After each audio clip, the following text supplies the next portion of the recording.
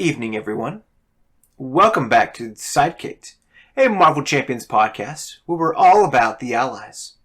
We'll teach you who they are in the comics, discuss their card, and what kind of decks they might be played in. I am one of your hosts, and with me tonight is Earth Twister. Heyo. How's it going, buddy? It's going. Pretty Good, tired, good. but good. Staying busy? Yeah, I'm ready for bed. Ah, well, you are the one who's chosen to not wake up early anymore, but now to discuss it in the evening. So thus, here we are. Yeah, I don't go to bed till 11:30, 12 o'clock anyways. Yay! And, of course, our good friend, the heir supremacy to my falcon, Levi Lewis. How He's you doing, still buddy? here? That's my name. Yeah. I guess he's still around. He hasn't flown Kind of. away yet. So, I'm kind of still here. flew the coop. How you doing, buddy? I'm here. I'm Oh. here. Yeah. Good. Awesome. Well, speaking of flying and of course aerial, we have lots of fun things going on this evening. But I am curious, Mr. Lewis, you are flying out next week to go to Israel in about 10 days, maybe. Yeah, I am flying out in 8. No, let's see. It's next Friday. Today's Wednesday. That's 9 days. 9 days. 9 days. Are you prepared? No. No. Oh, okay. I mean, I have everything. I just have to get it all together. in my Awesome. I gotta pack your bag. socks. Yeah. Awesome. Because I still have to wear them for the next week, so I have to wash them again, and then put them in my sack. I'm excited to hear how it all goes because you'll be gone for what, 2 weeks? Yes, I will be gone for 14 days. I'm flying out one day, and then the day I fly back will be day 14. So yes, 14 days. But 14 don't worry, days. ladies and gentlemen. He has decided that he is going to be up all hours of the night to join us for the podcast. Wrong. He will be That's- quite busy while he's over there, but I will probably be, depending, I don't even know the exact time difference, but I'm pretty sure I will be asleep. well, it'll be Right, interesting. and then you're going to wake up to join us for the podcast. I mean, you're so dedicated. That's what I appreciate about you, Levi. Absolutely not. The good news is, You, By the time I barely come every week. Like every time we record, like that's how dedicated I'm not. Like Jason has paid me a couple of times to come. He's like, please come, please. If you don't come, like while you were gone, Earth Twister, there's a couple of times when he's like, if you don't do this with me, this podcast is not going to happen this week. And I'm like, oh my god, all right, fine. And then So you have a there's good time. You have a good time. You have a great yeah, he time. loves it. It's his favorite thing. Perhaps Earth Twister and I can find a someone to take your spot for one episode. So a guest host A suitable replacement. for one episode. We'll see Either- if you can replace this guy. Either talk to Dr. Science again, or maybe we'll get one of our other friends to come on, check things out. Maybe we'll just reach Wait, out we to. have friends? You have 2 friends that play the game with you for sure. Okay, yeah, that's right. But we'll reach out to some folks. So hopefully we'll have a third person. If not, you get to hear the sultry voice of myself and Earth Twister for a whole episode. So We have one voice together. people have confused me for you with my voice before. I'm Vice offended. versa. One voice to rule them all. One voice to find them. One voice to bind them. For those of you who might be a little confused as to why our voices sound so much the same, we're brothers. Yeah, just Yeah, right there. not just blood brothers, but related by blood brothers. I feel like you're quoting something, and it's just going over my head. Nope. Well, some exciting news I had this past month or so. It's been a little over a month now, I believe. Earth Twister had a baby. How's life with 2 kiddos? Over 2 months at this point. Over 2 months. Oh my goodness. Over 2 months. Summer's been going crazy for me. I'm working at a summer camp year round, and this summer I just lost track of time. How That's does fair, that that's work? fair. How's that work working at a summer camp when it's not summer? He doesn't exist during the non-summer months. It becomes a retreat center when it's not summer. But I like lots of fun things Earth. happen. I like Earth Twister's theory. How's life with 2 kiddos? It's actually pretty good. My 3-year-old, super great. He's at that age where he's a lot more fun. You can do stuff with him and he'll engage with you and laugh, and you can tickle him, whatever it is that you want to do, and he enjoys it. Just you paying a little bit of attention to him. It's great. And then my 2-month, almost 3-month at this point old, he actually sleeps. My wife put him down about an hour ago, and we got to spend about 30 minutes together before I came over to the podcast. And he's still asleep, and he'll probably stay asleep till at least 3 or 4 in the morning, and then probably go right back to sleep after he eats. It's been a complete difference from the last time. It's great. Each kid is different from what I understand. So, Yep. well, good. I'm glad things are going well and you're getting some good rest then. Mm-hmm. So, the kids are able to get so much rest and free time. What have you guys been playing recently? What about you, Levi?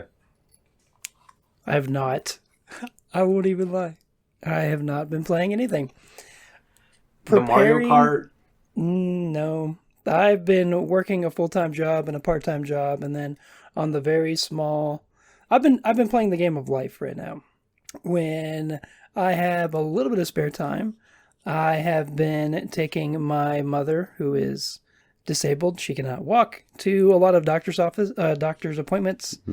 Like literally today, I had a day where I didn't work, like earn money work today. But yeah, I went to two different doctor's appointments with her today, and then ran errands with her today. So that's what I was I've been talking doing. about dedicated. There you are. You're a dedicated son. Yeah, just not Marvel Champions. Yeah, but you're getting to spend some time with your mom, so that's good news. No, yeah, like I'm not dissing Marvel Champions or my mom or anything. Like I don't have a problem doing that. I just Haven't had time to play. just haven't had time to play Marvel Champions. Yeah. Yep. But you've had time to hang up that cool X-Men poster in the corner. I've not That's seen that actually- before. That's always been there. I normally have this angled this way. Oh, But yeah. What is that giant size X-Men? Giant Size X-Men poster. That's It's actually not a poster. It's actually like a picture frame. Like it's like a Oh, like it holds Frame. that actual comic in it? no. It's Oh, it looks like a painting. gotcha. That's cool. Yeah. Okay. So no games for Levi of any kind. It's a bummer. It's okay, though. Yeah. What about you, E.T.? I've actually been playing a fair amount. I finished a series with Silk, and I'm almost done with a series for Black Panther. And I am planning to start a series with Falcon here soon. And then after that, probably, you guessed it, Winter Soldier. So we'll see. We'll see what goes from there. I don't know. It's been a lot of fun because I've gone back and played some scenarios that I haven't played in a while. Like with Shuri, I did Mansion Attack, and the first time I played it, I can't say I liked it. But then this last couple of times I played it, it was pretty fun. I hate Toad. I have to throw that out there. I hate Toad. Toad is a jerk. It's frustrating when you encounter him. Yeah. I mean, what happens to a toad when you hit it with lightning? Same thing as everything else. Yeah. Wow. I'm a dad. I should have that's from figured the that first- one out. Well, that's from the first X-Men movie, and it's funny because it just comes out of nowhere in the movie, but it was because there was supposed to be a deleted scene or several deleted scenes where Toad says, like, what happens to whatever when you do this? The same thing as everything else. What happens to this when the same thing as everything else? And so she says it back when she hits him with lightning. That's the only thing. That's the only part that they kept in. And that's the only part that's in the movie, yeah. And it literally just comes out of nowhere. That's great. Yeah. Is that the first X-Men? That's the Yeah, very that was first the X-Men. one. Yeah. When they're fighting on... The Statue of Liberty. yeah. Yes. Yeah, that's the one with Hugh Jackman. Oh, yeah. Yeah, all of them have Hugh Jackman, bro. No. First Class does not have Hugh Jackman. They're all a bunch of He huge is in it. Jackman. it No, does. he is in the movie. That's right, for a half second. You're right. I forget about He is that. in it. They're all a bunch of huge Jackmen. Whoa. Mm-mm. Mm-mm. So, how have you liked Shuri in those games? Was it a good time with all the different mansion attacks and stuff like that? Yeah, Shuri was great. Just trying to figure out the best way to play. I mean, trying to figure out the deck and trying to figure out the hero while you're also having to figure out how to deal with certain things happening. And it's like, well, I would love to play this because it's a hero thing that would really be good for the deck. But to stay alive, I have to use it to pay for a desperate defense or something. And that kind of got frustrating. But once you're able to get her set up with Dora Milaje and then you get a bunch of readies going, it's insane how much is happening.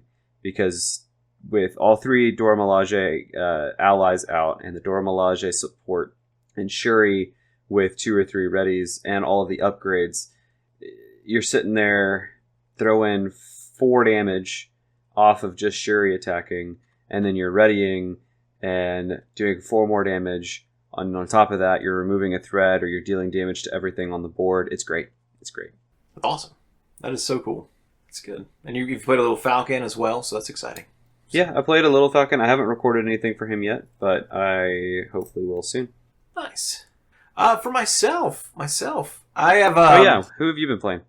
I mean, I played Winter Soldier last week again in Justice, and I used Waylay, and what else did I use? I used a couple other cards that I don't normally use. I used Waylay and Making an Entrance. I thought was great. It's not one that I've seen played hardly often, but the fact that I didn't have to flip down because I had Making an Entrance was kind of nice. So that's the one where you do +2 thwart when you make a basic thwart, but then you also heal 2 damage. So that is exciting stuff. And so, what was it called again? Making an Entrance. It's got Daredevil in a black suit jumping in. Yeah. And the card looks super cool, but I've never played it, never seen a need for it. And now that I'm playing like Winter Soldier, I'm like, all right, you're going to stay up and you're going to take hits so you can make hits, and then get to do that Making an Entrance to kind of get a little bit of healing here and there. That's the only card in Justice that I've seen that does some healing damage that I can remember. Let me say it that way, that I can remember. So that, and then I actually got to use Pivotal Moment with him as well. And so you deal 2 damage to a villain, 5 damage instead if you have no threat on the scheme. And so I just kept the main scheme cleared and got to use Pivotal Moment. And so I'm paying 2 to swing for 6 because of his arm. And so, dude, that's kind of nice. So that's awesome. It was a good time. I had a lot of fun doing that. Waylay, again, you're paying 3 to do 8, which is basically what you're already doing with his other arm, his arm punch thing. So it's just kind of dependent on what I had in my hand, but it basically gave me 2 more of those because he has 3 of his attacks in which he does 7 damage and then overkill, I think. And so you get 2 Waylays in there, and that basically makes it 5. So every turn you're swinging for 8. Is that a rush deck in Justice? It might be. But it was a lot of fun. I had a good time. I didn't have to build at all. It was just go and hit, and it worked out great. So, man, sounds boring to me. It was a good time. I had a blast. That video should be coming out. It should already be out when this episode's released, but for y'all, I think it's dropping a week from Monday. So, because I've got the Falcon. I did. I think I told you guys about I played Villain Theory's pool deck for Falcon. Bird is the word. I played that a couple weeks ago, and that will be dropping next week. So, Monday and Thursday. And then, of course, today. And Thursday. That's right. And today I played Falcon and Justice. And I think I may have put too many thwart cards in his kit when I built him, thinking that he could just handle it. And he didn't. I lost. He didn't hit claw at all.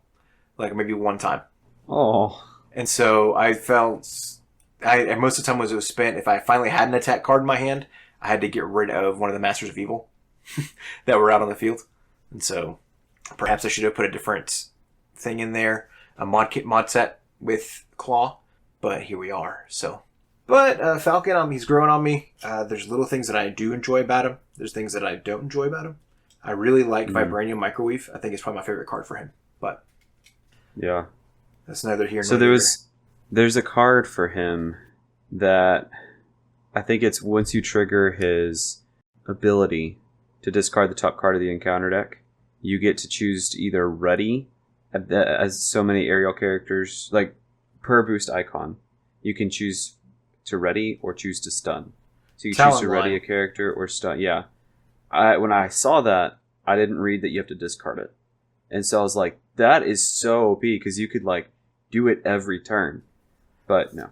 Yep, it is something that rotates in, so you got to use it at the right time, and it's which I used it once to stun Claw, and then I used it once to ready myself, but it's just not.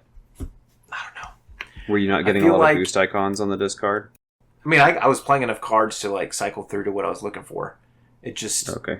I only get to use it once, and then I put it discarded, and so I never get to pull it back out again. I feel like Falcon's just going to take me a while to either click, or it's just going to be a character that I may not play very often. I do want to try the deck that I built with a multiplayer game. I think it's going to do better when I have somebody else dealing the damage, so I can just focus on taking care of the threat. Did you try to cycle Red Wing a lot? Not this round. I did it with the Bird is a Word deck. This round I Okay. tried to cycle Wait. Red Wing Wait. less. Who is the word? Bird. Bird. Bird is the word. But I tried to cycle Red Wing less this round just because I didn't want to do that every time I play Falcon. I don't want to just sit there and Red Wing, Yeah. Yes, I mean, fair. Red Wing may have been what you needed for damage, though. That's true. Because he can do thwart or damage. But But yeah, but I could spend my whole time just playing him doing damage, and again, it's not have you the not same. seen the movies?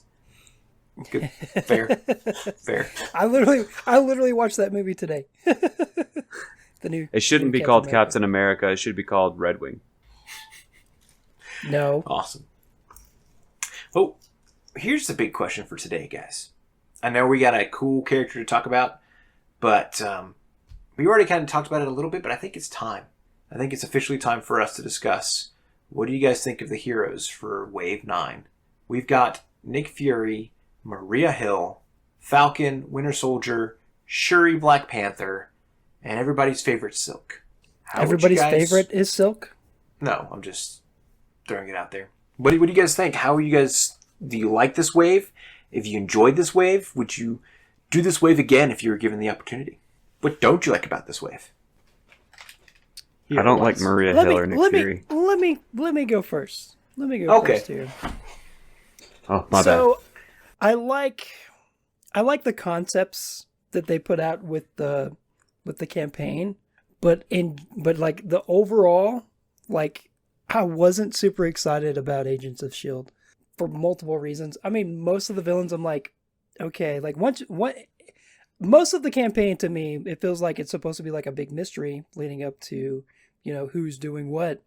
But once you figure that out, it's like, okay. And I'm not saying like you can't fight those villains again and they're not cool, but to me, like the nostalgia of it goes away pretty quickly. It loses and then- replayability. Yeah, like the and I'm not saying you can't do that. Like, I don't know, this is just my opinion. But then like Nick Fury and Maria Hill, I was like, just for if they were really trying to really sell that box, they would have done like Nick Fury and the Winter Soldier. That's just personally. And then Maria Hill being one of the hero packs. But at the same time, like they did what they did. Well, see, my theory for like campaign boxes is they put heroes in the campaign boxes they know aren't going to sell on their own. So I disagree. Maybe they should have put like not Maria Hill in like a hero pack, but Nick Fury in a hero pack.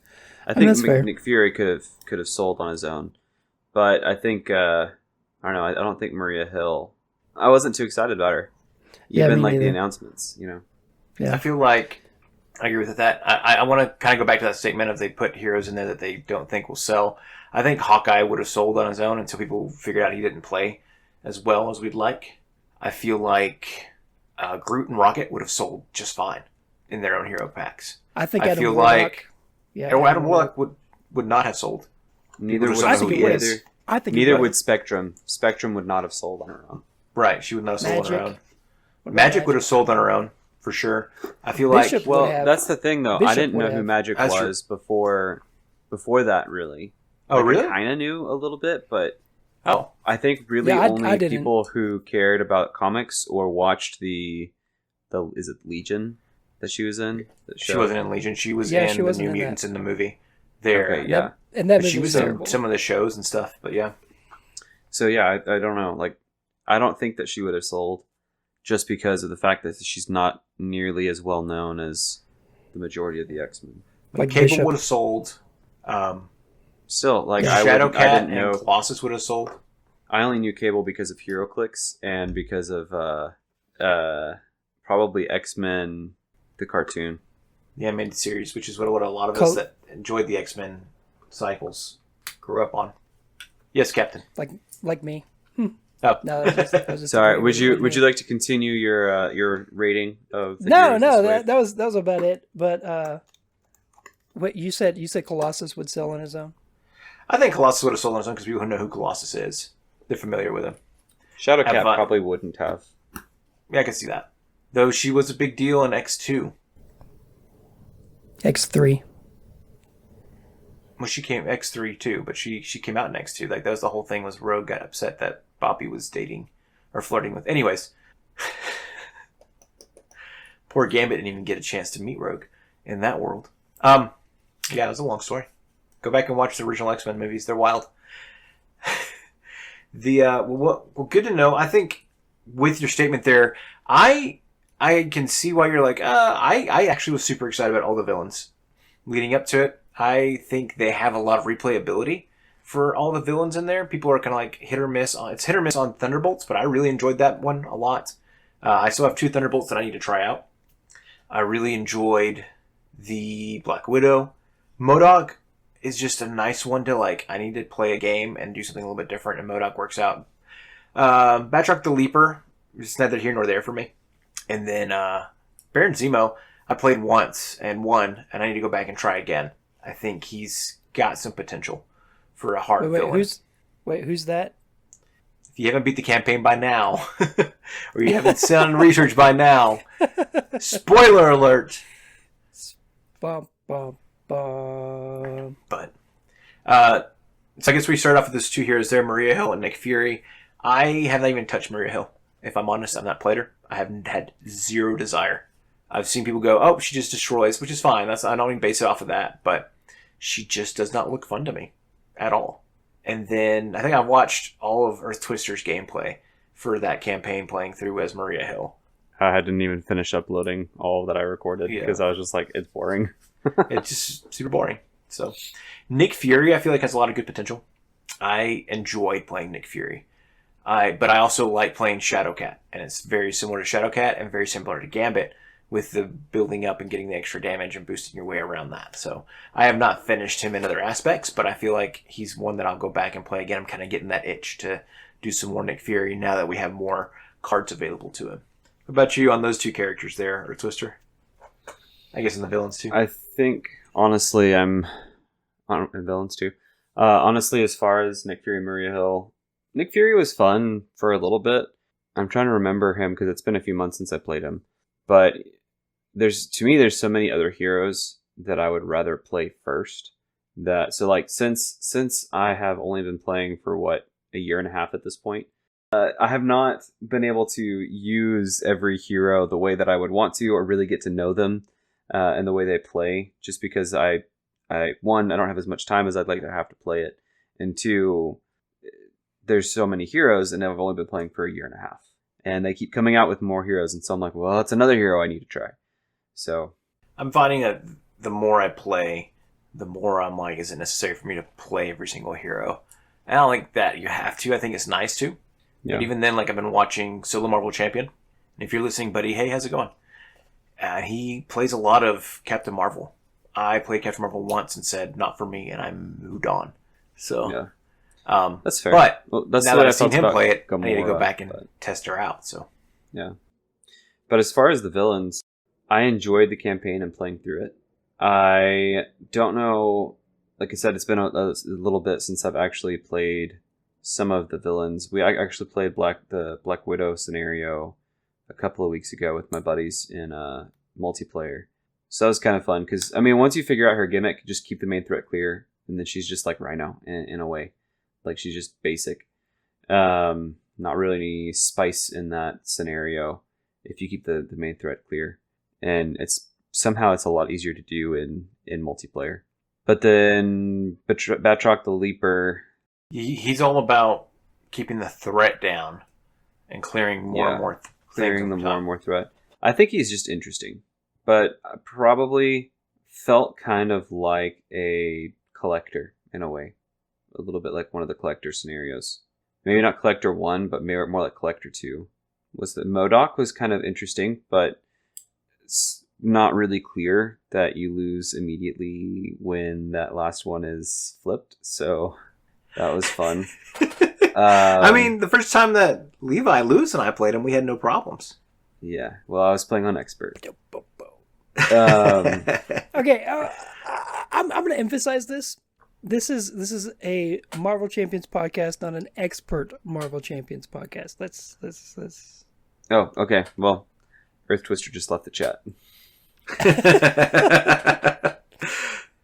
I mean, I've been playing more expert to try to get better at the game too, which is interesting. I will say there is a reason why it's expert. Yeah. There's no requirement MODOK to play fun. expert. I think it's just adding the challenge has made it more interesting for me right now. Yeah. MODOK is fun. Thunderbolts, I did not like at first. I did not like playing an expert.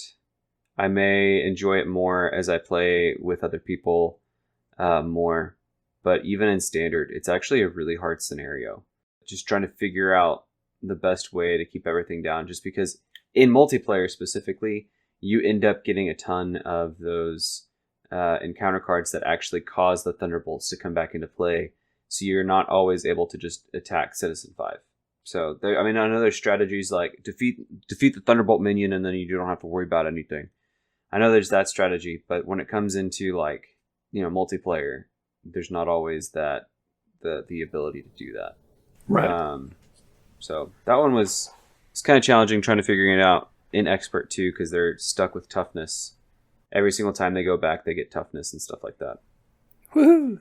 Well, I think too, and the multi-villain scenarios seem to be more difficult as you add more players to the game. So like the Four Horsemen, I don't mind playing solo, but I will probably never, ever, unless people beg me to play it in 4-player ever again. Yeah, I've beaten the Four Horsemen multiple occasions solo, but yeah, I beat it before we played it together, and then we played it together, and I was like, this is way harder than I remember. Right, dude. It makes you know what you need? Different game. You know what you need? Jubilee. You know what you need? You know what you actually need is to play that solo. I have played it solo as Jubilee. It's aight. Also Magneto, but multi-villain scenarios are just different. The last scenario, I have not pulled off a win on scrubbed from the language. Redacted. That's the word I'm looking for. I have not beaten Redacted yet. Really? I thought you beat him with Nick Fury. I don't know if that was a real win. I think there was a mistake that actually meant that I lost or something like that. I feel that. I can understand that. I don't remember. I feel like I've gotten to where... Or I get flipped him and then got the right guess, but then I think I flipped him too quickly and he was just like, and you're dead. Oh, yeah. If you flip him too early, it becomes a problem. So you got to be at the right point. I did it with Hawkeye. So that's because Hawkeye is amazing. He is. He's a lot of fun. Okay, so you're not as big a fan as the villains as maybe some of the other villain sets that are out there.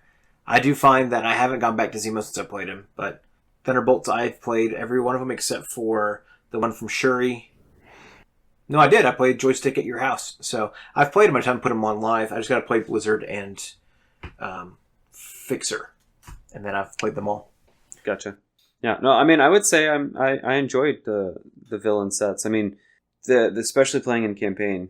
I really do like the idea of MODOK, and then I really like the idea that Zemo will always use the campaign cards, and so you're not getting dead cards. Right. That's my biggest sell for the box, is that every card in there you will use as long as you play the villains. That's accurate. Well, let's go on from there. We've got, so in ranking order right now, you'd probably, well, we can rank them at the end here. So let's move on. Shuri and Silk. I have not touched Shuri yet, but I'm excited to see the more I see her played. Silk, I just can't get Silk to work. I don't think I ever have the cards I need tucked underneath her at the right time. What are your thoughts? I have a hard time being able to get her upgrades down. There's always something else that I want to do. Mostly it's the Web Warrior stuff that I'm looking at. Because I like to play, I liked getting Spider-Woman and playing her down and then trying to trigger all the Web Warrior stuff. But that's the thing. I was too focused on Web Warriors and not on her kit. So I haven't, I guess, really figured out how to play Silk myself either. Right. Black Panther, I wouldn't say I love her. She's probably not my favorite hero. But she's definitely a fun one to play. And if it comes to like let's play from the last wave and the 4 other heroes are chosen, then I would definitely be totally okay with Black Panther. Like, I would not be sad. People seem to enjoy her more than I thought they would. It was interesting because when, at least on the online, right? Like, it was on YouTube, it was like she showed up and people were like, bam, bam, bam, bam, bam, and then she disappeared. Like, I just didn't see her again. Interesting. So, what about you, Levi? Oh, sorry. I just said her gimmick is pretty standard. I have no opinion. I have no advice. I haven't played Shuri yet, so yes. Okay. Silk? Silk. My bad. I meant either Silk. One. Silk or Shuri. I mean, they're both. I have not played either one yet. Okay. Will you watch me play Silk? Any thoughts? I have watched you play Silk. I understand the smallest basics of it. Like I said, I don't exactly know what I could tell you. I don't play many Web Warrior characters. I mean, they're cool. I'll say that they're cool. I like Ike. I do like Miles Morales. Miles Morales is one of probably my favorite Web Warrior. That's my opinion on Silk. I would take SPDR. That's my opinion. That's fair. I would take SPDR if we're talking Web Warriors, but that's neither here nor there. So, but you or Twister, if you're talking Web Warriors, would you take Silk or somebody else first? Trying to think of who the Web Warriors are. We got Silk, SPDR, Spider-Ham, Miles Morales. Miles Morales. Is that it? Ghost Spider. Oh, Ghost Spider. Yeah. And then technically you can get Spider-Woman and Spider-Man, but you have to play the other cards to get there. Yeah. I don't know. I guess I would go with maybe SPDR or Ghost Spider. Maybe Silk. I've played SPDR more. She's a lot of fun. And then last but not least, we have 2 incredible heroes, Falcon and Winter Soldier. How do y'all feel about them? They're cool. Captain America. They're cool. I do like that the Falcon set, his set ally is the new Falcon, Joaquin something. Torres. What do you mean, his set ally? Is that not his set ally? Mm-mm. His set ally is Red Wing. Then why am I thinking that's his set ally? I know he's in the game. He is in the game. He's in the game. That's why I thought that for some reason. Why did I think that? I don't know. Probably because you watched the movie recently. Probably because I watched the movie today. I watched it today. I feel like Falcon came with some interesting stuff. I feel like Falcon is just going to take me some time to figure out. The building aspect with him is just interesting. And then the upgrades, like getting the right upgrades down at the right time and being able to draw into those and knowing what they do. And I feel like when I play him, I look at his kit and I go, okay, if I could pull out 4 cards from his kit and just not have them in my deck and put them in with something else, I would prefer to do that. But here we are. Like his identity-specific cards. Identity-specific cards, yep. So, yeah. I've only played Falcon. I haven't played Winter Soldier, so I like Falcon well enough, and I think if I were to play him some more, I could get used to him, and I think he would fit well with my playstyle. But, again, it's going to take some time. I am interested in trying the Captain America cards out that come in his kit for both him and Winter Soldier. I want to play a game where somebody plays Captain America, somebody else plays Winter Soldier and has the Captain America shield. And then somebody plays Falcon. And does the same thing as well, yep. And have 3 Captain Americas on the field. Quote unquote. I don't think it's legal to do that, but it would be legal for our game. And then somebody else plays Hawkeye. Theoretically, could you play Captain America upgrade and still have Captain America the hero in play? Because they're both unique. They're both unique and they both say Captain America, so legally in the game you cannot. But you're still using a different person. Correct. And the cops would come by and arrest you. That's right. The FFG police would show up at your front door and knock it down. That being said, it might be fun to try to do that live together. Vegan police. After you get back from Israel, getting together and trying to do that all online together and just do a live play of us all 3 playing a Captain America of some sort. Could be cool. No Captain America powers. I like Winter Soldier a lot. I think Bucky is probably my favorite hero from this wave. He is quickly moving into my top 5 heroes to play. And Domino's still the top? No. Domino's actually way below. Not bottom 5, but fun. Definitely not in my top 5. She's so much fun. No, top 5. Top Everyone's 3 different. would probably be Winter Soldier, Gambit, and... Oh man, I'm blanking on some other ones now. But Magneto's up there. I really like Shadowcat and her whole bit. So, Ant-Man. Ant-Man is probably my favorite Avenger to play. So, Ant-Man's a lot of fun. So there's a lot of other heroes that come up first, but Winter Soldier still, he's getting close to being in my top 5. So, I like everything about his kit. I like that he's fast and he's just ready to go. I think that's what D20 was saying. It's just, it feels like you jump in and you know what Winter Soldier's doing and he's just moving forward. And if you draw into some of his stuff, great. If you don't, you can still kick some butt. So he's an event-heavy hero. Needs maybe 1 or 2 upgrades and he's knocking things down. I have not tried Man on the Wall yet, but I keep being told I need to test it out. So I am going to do that. But Firepower in that kit, oh my gosh, is such a good card. So good. I might have to run him in his precon when I play. Yeah, he doesn't have a bad precon. He's not a bad different precon. What's that? Bambino? That is an interesting card. That one's a very interesting card. What about you? What do you think, Underwood? What do you think, Levi Lewis? Do you like Winter Soldier? I think I'm going to when I play him. I think of the hero packs that have come out, he's the one that I've been excited to see. I'm like, whoa, this guy. So yes, I haven't even played him yet, but because I think I got him, I think not even a week ago. But so like I said, I haven't played anything. But yes, like I think it's going to be amazing. Right on. If you guys were to rank the 6 heroes we get, what order would you rank them in? Can I go first? Please, can I go Sure. first? So I'm going to go bottom to top. So at the very bottom, I would put Maria Hill. Then right after that, I would put Shuri. And then, so that's 2. And then after that, so that's 6, 5. Number 4, I'd put Silk number 4. Number 3, I would put Falcon. Number 2, I would put Nick Fury. And then number 1, like I just said, Winter Soldier. Okay. What about you, E.T.? Maria, so as far as scale of fun, is that what we're saying?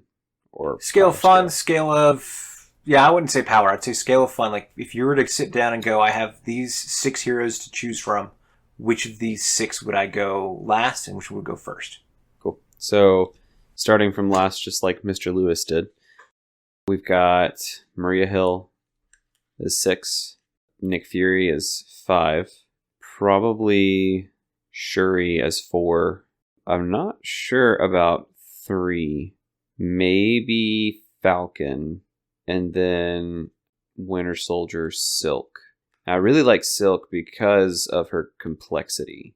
The way that you're having to try and work things in your favor to make her more powerful. After playing them for a couple of months, you'll have to ask me again. just because my answers might change. But right now, Silk is at the top. How dare you? How dare you not be consistent all the time? How dare you? Not play the game as much as you guys? Exactly. How dare you have a life outside of this game? Shame. Hey, I do too. Shame.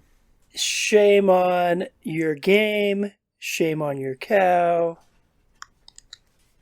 Shun the non-believer. What about you, Mr. Sketch? Me? You guys care about my opinions on this podcast? No, but we need to ask anyways. Rude. That was very, very rude. Bottom of my list is actually probably going to be Falcon. Say it isn't so. Say it isn't so. I think he's going to be bottom of my list. I think he'll improve over time. Just going to give him some time.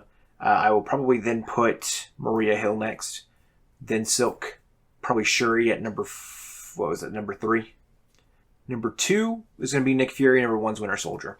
And I feel like those two I'm going to come back to and keep finding new things for them to do. Especially as new cards come out. I like the gimmick behind Nick Fury and the fear that I intensely always feel of they're going to scheme out on me if I don't pay attention. But his coat seems to always kind of take care of most of those issues. So would you rather have Winter Fury or Nick Soldier? Oh, man. Winter Fury sounds like a super awesome comic to read. Winter Fury sounds like mint gum you chew. Oh, that's true. Winter Fury. Winter Fury is a comic book about a superhero with wintry powers that's also a spy. But Nick Soldier, that's just a military comic about some random Nick Soldier. Well, this has been a riveting conversation about that. Guys, we would actually love to hear your way you rate and what you guys think about these heroes and villains in this cycle, in this wave. In fact, if you guys could do us a favor, if you could send us an email at Marvel Champions email to our sidekicked at amcp@gmail.com. That again is sidekicked amcp@gmail.com. We would love to hear from you guys, and if you're lucky, Mr. Earth-Twister will build you a deck around the Bambino card, and you'll be super excited about it. So send us an email. We'd love to hear from you, and we will read that on the air and talk about that, and hopefully just kind of discuss some cool things that are happening in those emails. As well as, of course, if you wouldn't mind taking just a few moments to rate and review our podcast. It only takes a few minutes. Just get in there and say, these guys are cool. We'd love to see that 5-star review if possible. Hit us up with that sub on the YouTubes. And just like every time I rate a card, you can rate me like an animal. That's right. That's it. We would love to see your animal ratings for Mr. Lewis. So now for all three of us. Oh, snap. No, I'm not an animal. I'm not an animal. I'm a human being. Well, tonight we've got a fun new ally to discuss, one that came in the Winter Soldier Hero Pack. We are talking about Deathlok. The Henry Hayes. So let's talk about the Deathlok. Now, here's something interesting to think about and to note and to understand. There's more than one Deathlok out there. So when we first discussed the possibility of doing Deathlok, the thought was potentially using the X-Force Deathlok as well. We are actually not going to discuss that Deathlok because it is a different person entirely, which is a wild thing to think about, right? So before we dive too far into Deathlok, I need to know something, Mr. Lewis. Out of all of my friends, you are the one that knows most about movies. And I've heard about this one for the first time today, so I'm to see if you know anything about it. Oh. The $1 Million Man. Do you know what it's about? Do you know anything about it? A movie? Yeah. Called $1 Million Man? Correct. Sounds like somebody who won the lottery. Yeah. I do like to brag that I've seen every movie ever made, but it's not entirely true. I know. And I did win a trivia contest of just not even movies specifically, just movie directors. Right. I don't think I've ever even heard of this. It's fair enough. Well, $1 Million Man was actually... So, when Deathlok was designed, there was a book that was written by an author, and you know how I am with as knowing most books authors. Yeah, as most books are. You're correct. The idea of the Deathlok was made by Rich Buckler. He kind of came up with this cool idea, and he was in the talks of...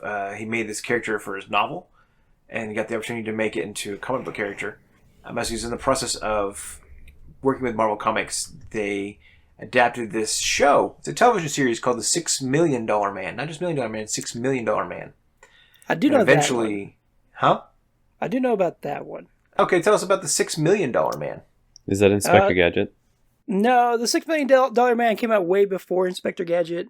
I think in this either late 60s or early 70s. It starred Lee Majors.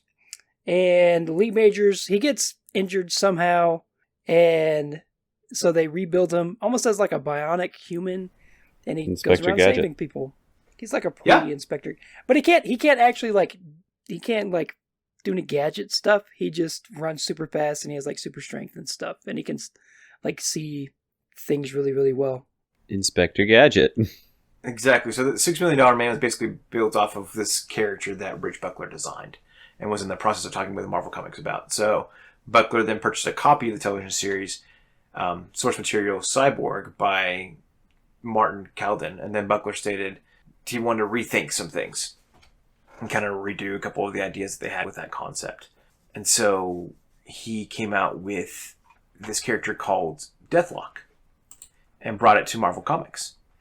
And Deathlok is almost the opposite of $1 Million Man. He's gets damaged somehow, gets blown up or whatever. Each of these different Deathloks have had some sort of traumatic experience. Their body parts are replaced with cyborg parts, and essentially they are dead except for the fact that the cyborg parts are now keeping them alive. And so they're functioning off their brainwaves and stuff, and they usually get brainwashed and can be controlled and different things. But they have different robotic powers and abilities that come with being a cyborg, which is kind of cool. It's the same kind of concept as if you watched RoboCop or Inspector Gadget. That same kind of deal, except now they are mind controlled instead of just like, here's some machine parts for your body. League. What's that? Or the Justice League. Oh yeah, the cyborg from Justice League. All that same very similar concept. The thing that was different about the $1 Million Man was $6 Million Man was very pretty, very good looking, and Deathlok was intended to not look as nice. Look beat up and torn up and kind of brutally mutilated because of it. So, like the Terminator. Yeah, like the Terminator. And Inspector Gadget. So it just kind of came all around that era, but I thought it was interesting that Deathlok, because I looked it up later. Robot Man. Deathlok came out in 1973. That's before Inspector Gadget. That's before RoboCop. But it's during that era of time. Yeah, it's before RoboCop. RoboCop came out in the 80s. Oh, yeah. The movie, that's right. I didn't think about looking up the... Anyways, so I thought it was very interesting. This version of Deathlok, and so there's several different versions of Deathlok along the way. They have some from an alternate future to some that just happened in this day and age to different things. The first one came from the future and then he came back to the past. And then the second one was this guy named Michael Collins, and he came out in the 90s, and he was the Deathlok of the 90s for a long time till like the early 2000s. They have another one. They have a Deathlokette. There's lots of different Deathloks along the way that just are a part of the history. But this is Mr. Henry Hayes, and he is just from the normal part of the world doing his military duty for the U.S. when he got blown up by a suicide bomber. And so this tech company called... Biotech? Thank you. Yeah. This tech company called Biotech, so I had to look at my notes. I offered him a cybernetic arm, essentially. Or cybernetic leg, excuse me.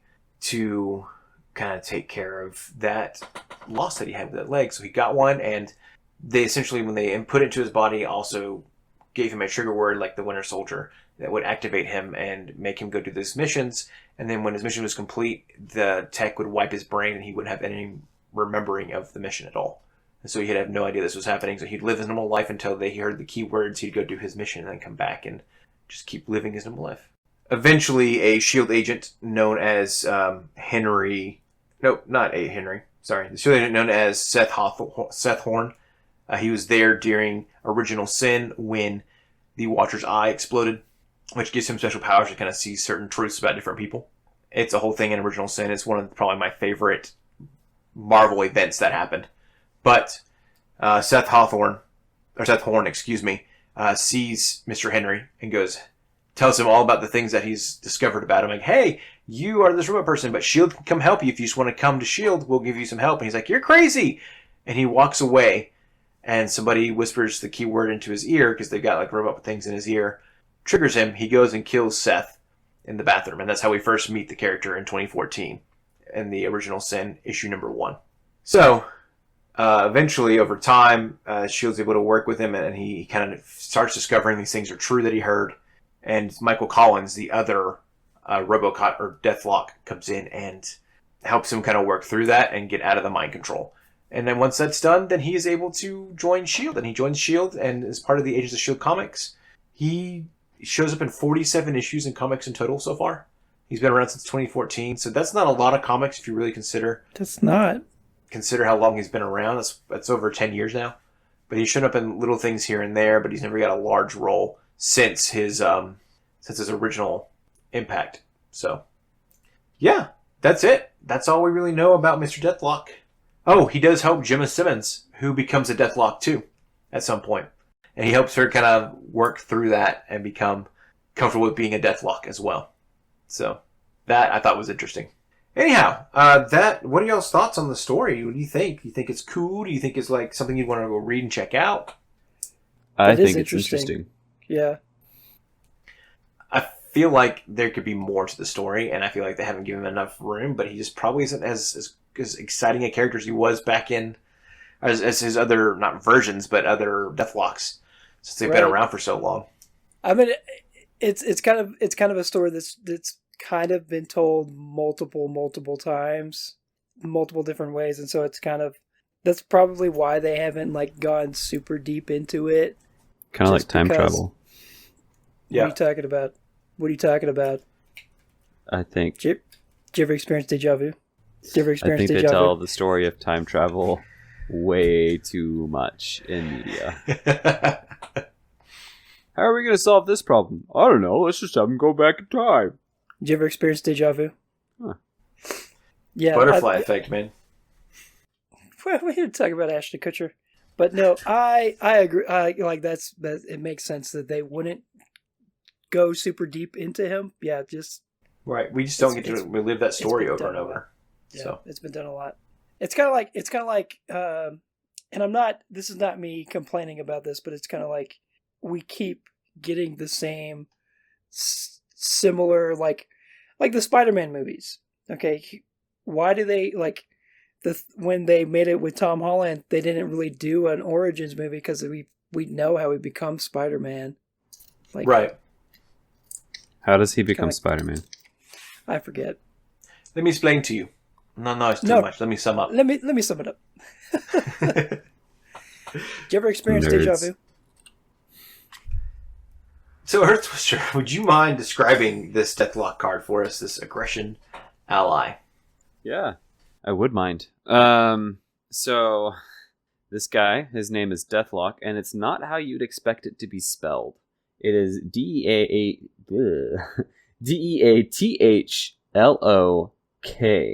They forgot the C.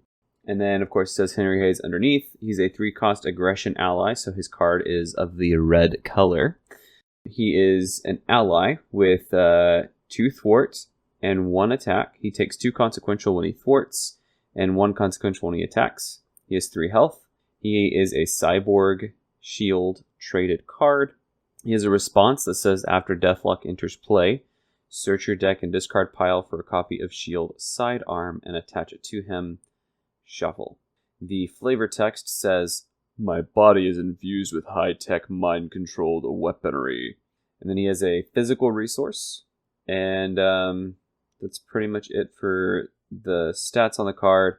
The image shows this weathered bald man with half human, half cyborg face. dressed in a shield sort of suit. I don't know what you would call that. It's not like a onesie, Uniform? but yeah, uniform. There you go. And then he's got his arm stuck out, and it's like a cybernetic arm with like a Gatling gun popping out of the top of it. So it's pretty cool. Pretty cool looking card. I like that the Winter Soldier stars at the bottom there of the card. If you ever collected Pokemon cards, if they had a star like that on the bottom of the card, it was a rare card. And so it just makes me feel like this is a rare card. Makes me excited. With that, though, the response does have that sidearm come into play. Since it is a part of what this ally does, Mr. Lewis, could you describe that sidearm card for us? Yeah, so it is also an aggression card. It is an upgrade. It's a 1 cost, and it is Shield Sidearm, is what it's called. And it is a weapon upgrade. It says attached to a shield character, limit 1 per character, and it uses 3 ammo counters. And it's an interrupt. When attached character makes a basic attack, exhaust shield sidearm and remove 1 ammo counter from it, deal 1 damage to an enemy. And then the artwork is pretty cool. It shows Deathlok. He looks almost exactly how Earth Twister described him, except what he's doing is it looks like he's running in a tunnel. He's got like his arm up like he's running, and he's got these red glowing eyes, and there's somebody in the background. There's a woman in the background. I don't exactly know what she's doing. I think that's Gemma Simmons in both images there, actually. That would make sense. But it looks like he's running through a subway tunnel. It looks pretty cool. And it is a mental resource card. It is also a rare Pokemon card too. The star at the bottom. So with this shield sidearm, let me think about this. So it doesn't seem like it really matters because he's only got like a 1 attack. But say you have an ally that has 3 attack or something, or you've buffed him up a lot, right? And you're swinging at somebody with toughness. It looks like the shield sidearm would trigger first, so you could use that to remove a toughness before dealing your high damage. I disagree. It says interrupt. It's an interrupt. It's not a Interrupt. response. When attached character makes a basic attack, so you're in the middle of making this basic attack, exhaust shield sidearm and remove 1 ammo counter from it and deal 1 damage to an enemy. From what I read, the sidearm goes off first. Then you finish your attack. I disagree. The way I'm reading it says when attached character makes a basic attack. So like you make the basic attack.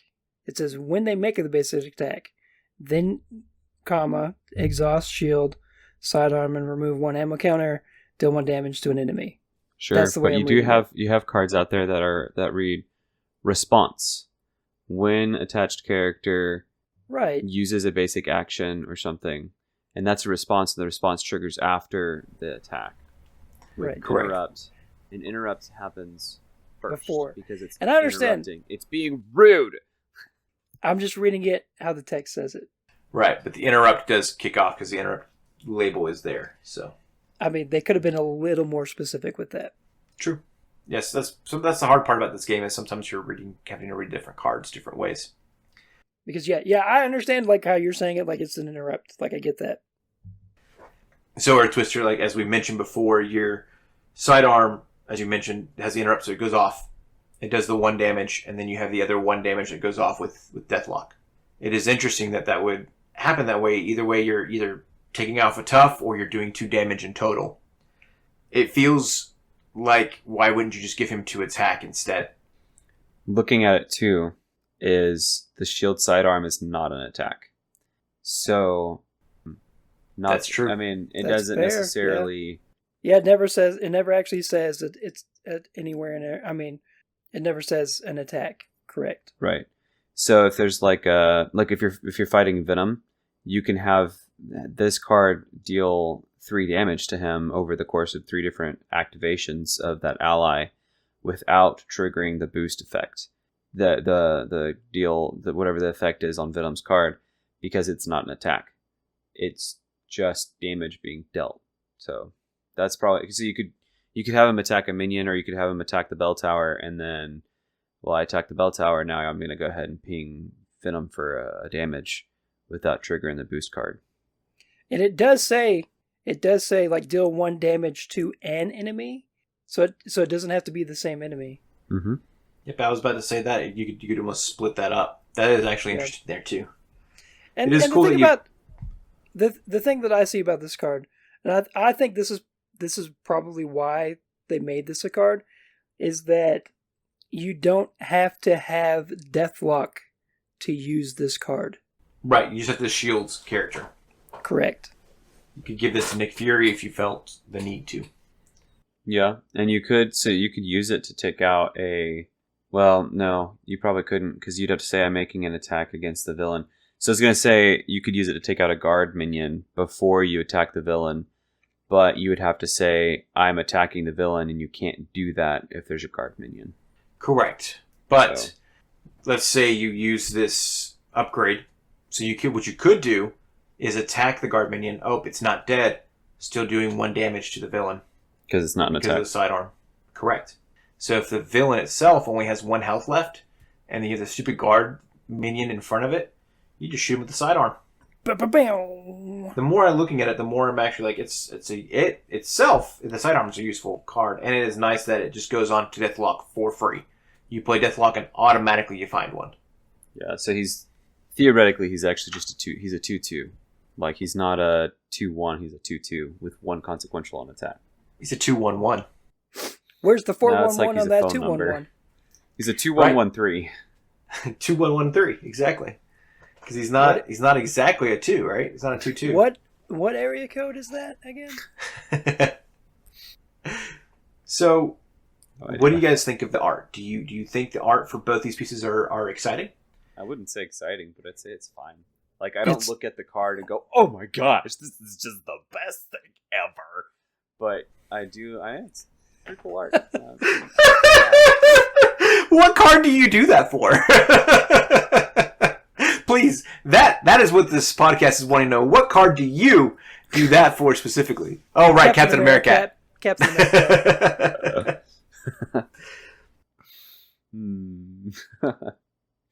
Promo cards. That's what I do that for. Which That's I have a Cyclops promo card. Lucky. Okay. The extra card, yeah. I hope they make some more. They need to make some more. Cool. What about you, Levi? Do you think it's... I mean, it fits his character, but I'm not like stoked about it. It's nice. He doesn't get as excited about it either. Yeah. It's nice. Yeah, like, I mean, I do like that specifically because the shield sidearm is, like, Deathlok gets it, that it makes sense that they would put him on there, yeah. The sidearm. What is cool, like, there are both comic pieces, so they're not artwork that's been hired out to come and make. So that is, right. They fit well. They tell a story of some sort. I feel like I'm in the tunnels with Deathlok while I'm looking at them, but they're not like super exciting to look at. You're correct. So, but they're not gross and unappealing. There are some artworks that I'm like, the card's so good, but the way this card looks, I just don't want to play it. I think Hawkeye's alter ego. Yeah, Hawkeye's alter ego. There's Lucas a couple cards Bishop. in Silk's kit. Lucas Bishop. That's fair. Yeah, he's got that weird, like, full body swimsuit on. Yep. That's fair. There's some artworks I'm like, okay, could we have not chosen anything different? Yeah, exactly like the one you're wearing right now. Yeah. Speedo and everything. Yep. But what do you mean and everything? Just a Speedo. Does this card feel like the character we described? Kind of. I mean, when you're getting that sidearm for free, it kind of feels like it a little bit. But I would I would expect there to be less thwarting and less emphasis on thwarting because he has the two thwart. Like, what's that about? But I would expect there to be like maybe a higher attack too. You know. Right. It's weird that an aggression card has two thwart and 1 attack. He doesn't feel like a killer robot person. I would expect... He feels like Inspector Gadget. I would expect it more to be where his text would be something more like any weapon upgrade instead of just this specific upgrade. I think that would make a little bit more sense to me. Or maybe for each weapon upgrade attached to this character, give him +1 attack. Or +1 ammo counter. Something, yeah. Something like that. Because the whole thing is he's a robot and he's got all these different robot things he can do. Right. But be careful, if you add too many weapon upgrades, he might just turn on you. That's right. Yeah, like the same kind of Grant Ward type situation. You have to pay a certain resource to keep him on your side, or, something to that effect. I love Grant Ward. He's gonna kill you. Grant Ward is probably one of my favorite allies right now. But Grant Ward with the sidearm, I have to try that sometime. Anyhow, the sidearm is nice when you're using it with firepower too, because you do control this card. So you can essentially get Deathlok out there, let him thwart for 2, and then he just sits there for a potential chump block if you need him to, and to keep using his sidearm for your firepower. That's a fair point. So how else could you use Deathlok? Would you try to Voltron him or anything? Would you think he fits well? What kind of decks do you think he fits well into? What kind of decks do we think he fits well with? Yeah. How would you play him in decks, or how do you feel like you would use him? I mean, I think he would fit well in a Rocket Raccoon deck. Ooh. Mostly because he does a lot of weapon upgrades and like things like that. I mean, yeah, he would. I mean, obviously, he would also fit well in the set that he came in Winter Soldier. Winter Soldier. Yeah, it makes sense that he came with Winter Soldier. He might be good in like a mean swing, fuselage, firepower deck. One that focuses heavily on weapons. Yeah. So also, was it Venom? Because Venom's kind of similar. Venom can hold up to 4 if you have the holster. So you can hold up to 4 weapons. Plus you put Deathlok in there, so now you got 5 weapons on the table. I don't know. Yeah, I'm not gonna lie though. Yeah, like whenever I would make one of those decks, one of those heroes, Deathlok would not be one of the something I would be like, oh my goodness, I could put Deathlok in here now. Like that's not. I think he fits. He could fit well, and at least in Winter Soldier, especially if you're playing team building exercise with Winter Soldier, because he is a shield agent as well as shield on Winter Soldier. So now it's a 2-cost ally that brings in an extra weapon for you. I would probably have to build a deck around him and try him with have at least a couple copies of the shield gun that we just talked about, Sidearm. and then have like a Bambino or some other upgrades to focus on him and trying to keep him alive, and maybe having a hero that would trigger off of him like Winter Soldier. Fair enough. Well, I think we should jump into some ratings then, unless you guys have anything else you'd like to share before we do that. I actually have a question for you Sure. guys, because I think this is a question we should start asking a little more often about the allies, because most of the allies that we talk about are not this. Sometimes they are. Do you think Deathlok, do you think Fantasy Flight could make a good hero pack of Deathlok? Yes. I don't know if it would be this specific Deathlok, but a Deathlok would be very interesting. It would be another time travel nemesis of sorts. That's been done before? It's been done before, but yeah. But you could use the temporal keyword or a trait. Yeah, temporal would be a good one for it. Depending on which one you get a shield or an X-Force, or you get just Deathlok as a keyword. It would be like cyborg. A mix of Iron Man / Bishop with the temporal stuff that Bishop has and the suit building that you have with Iron Man, maybe. I would hope that it would add Android, or a way for you to connect Android cards to it. So you could throwing use like Vision Reboot. in there too. Yeah, it could be very interesting. I think his it'd be obligation. really cool. His obligation makes you deal damage to allies or players. Ooh. I would play this character. I think it'd be a lot of fun. Only if Earth Twister made it? I like that concept that it would potentially hurt your friends. Because not all heroes are that helpful. Yeah. What about you, Levi?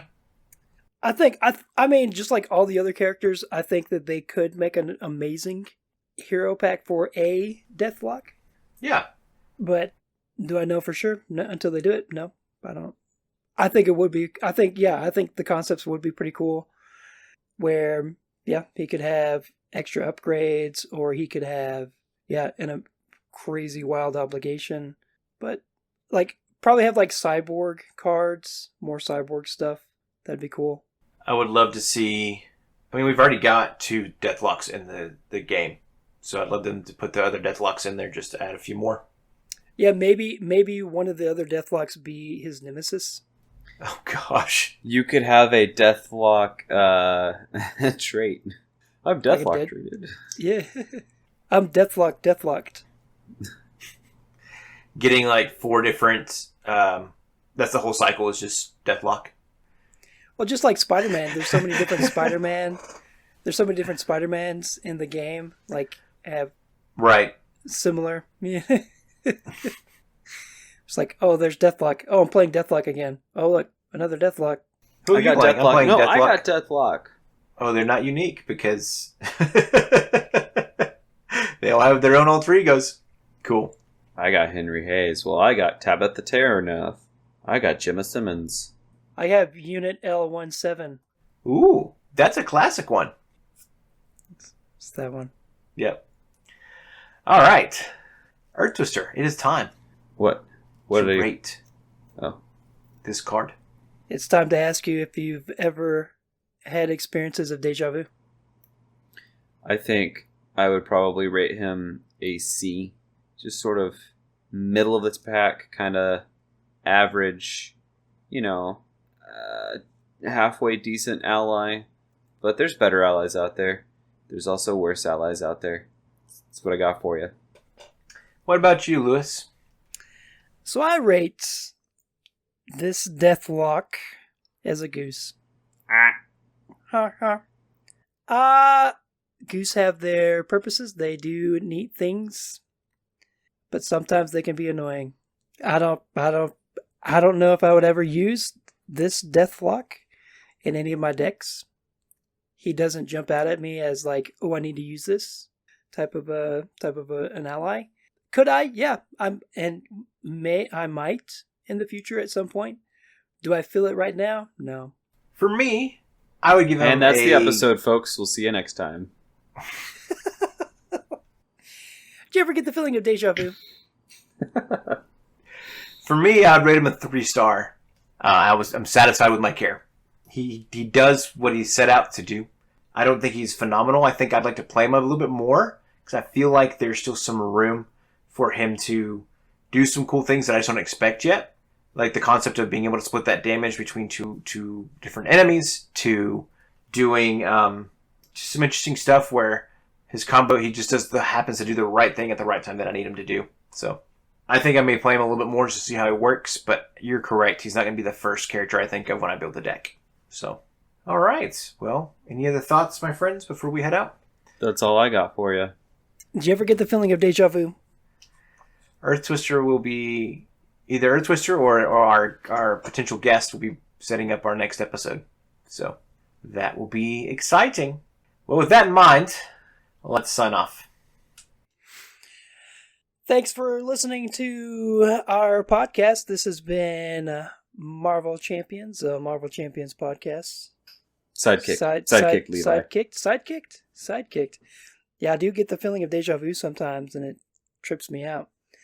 But yeah, this has been Sidekicked, a Marvel Champions podcast with Levi Lewis. That's me. Watch out for all those wombats out there. I've been Earth Twister. You guys stay twisty. And I'm Jason Sketch. Next time, we'll be deadly serious next time. Peace.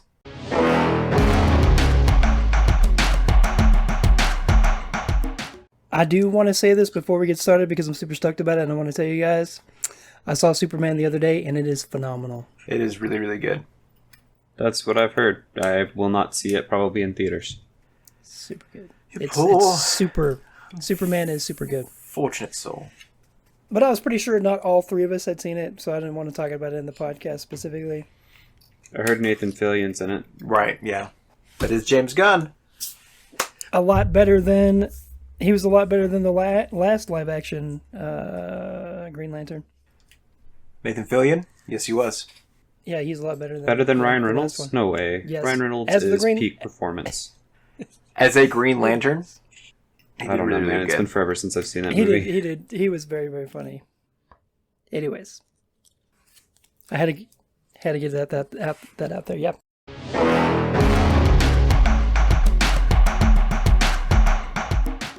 Sketch. Yes. Who's EE? Earth Agnamic. Earth Eater. Earth Eater. It's I'm Earth Twister. That's me now. Twister. Yeah, that's Earth you, buddy. Eater. Earth Eater. I don't know is your why. son. I think I was typing fast earlier today. Earth Eater is your son. Get it? Because little kids eat dirt. You want to finish that? Little kids eat dirt. Little kids eat okay. dirt. That's what I said. It's exactly what he said. What more was I supposed to say? Nothing. Nope. Nothing.